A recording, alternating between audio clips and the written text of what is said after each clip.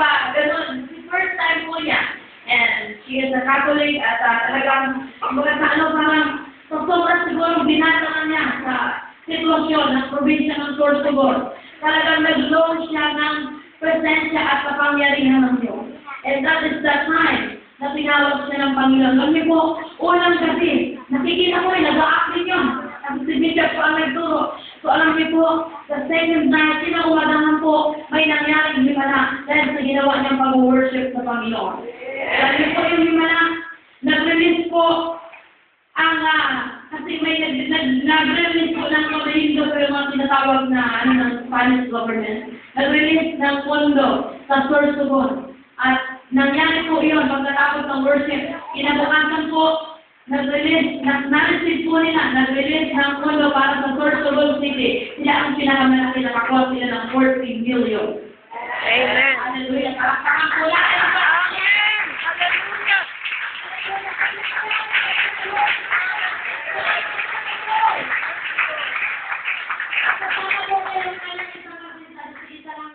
Bodyguard at saka yung assistant po niyang babae. Alam niyo po ba, isang gabi din lang, may ginawa ang Diyos sa iba lang.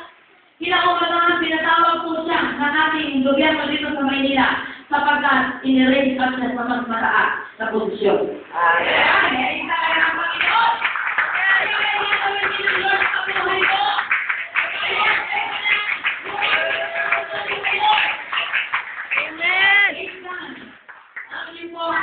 Okay, so, speaking of worship, gusto ko po kasi lahat tayo mag-worship tayo sa Panginoon. Praise to God, na lahat tayo isang araw, ay hindi sabi ng worship leaders, lumuha tayo sa Diyos, makakanood tayo because of the oath of presence of God. Dahil ang worship po, alam niyo po, gusto ko maganda the full purpose of congregational worship. Aside from our individual worship, every time po na may worship tayo dito, this is our congregational worship. At habang po nag-worship tayo sa Panginoon, alam niyo po ba, ang pinaka-purpose, pinalalambot ng Diyos ang ating puso.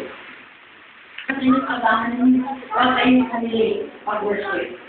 Sino mga nagmamahal dito sa Lord? Napakapangyarihan sa salita ng Diyos ay bukas na yung ating spiritual na buhay sa Diyos. Okay, alam niyo po, sabi ni Francis J. Roberts, okay, every time na nirelate up natin yung voice natin, every time we sing for the glory of God, sabi po ni Francis J. Roberts, angels listen for your call.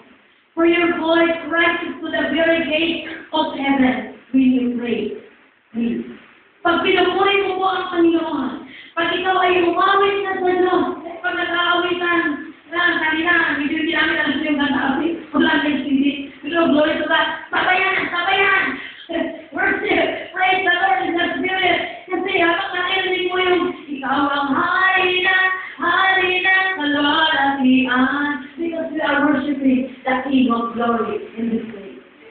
Amen. So, habang tayo po ay umaawit, yung mga awit po natin, nag-rise up to the very gates of heaven, at narinig yun ang mga angal ng Diyos, dinadala doon sa offering, doon sa harapan mismo ng ating amang nasa langit, at yun ay isang napakabawang sabyo sa harapan ng ating Panginoon every time we sing for the glory of God. Kaya